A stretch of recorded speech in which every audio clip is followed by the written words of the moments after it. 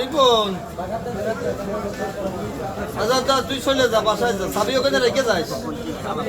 আচ্ছা ও আচ্ছা ঠিক আছে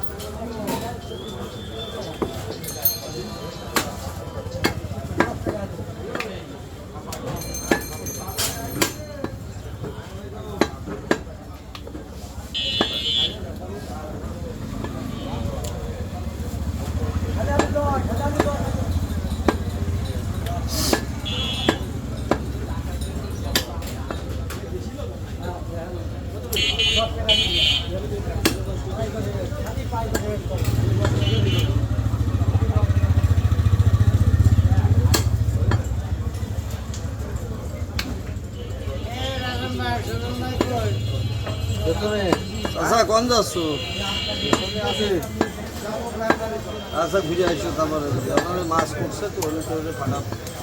1 কেজি গোশ নেবো নিয়ে গেলে কিটা কিটা নিয়েছে কিটা নিয়েছে ফোন দিলেন না আপনি ফোন দিলাম নিয়েছ কিটা তাই করছি সুজন গিল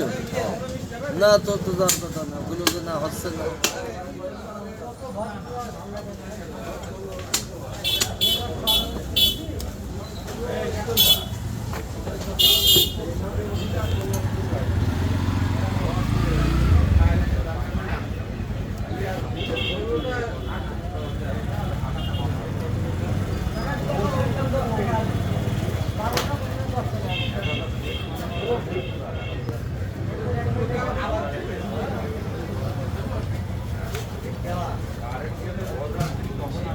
এই সুজন কই তুই গোশ নিয়ে গেছিস নাকি দাদা আমি তো গোশের দোকানে ওইটা রাজনগর কাছে নিয়ে গেছিস নাকি ও আচ্ছা ঠিক হ্যাঁ ও আচ্ছা ঠিক আছে নি তুই আমার 1 কেজি গোশ কি কি কি হয়েছে কি চলে আসছে মাদ্রাসায় পড়া এখন ওই ভাঙা মাসে কিটারে ভর্তি করে জানুয়ারি মাসের 1 তারিখে পাঠাবো জানুয়ারি মাসের 1 তারিখ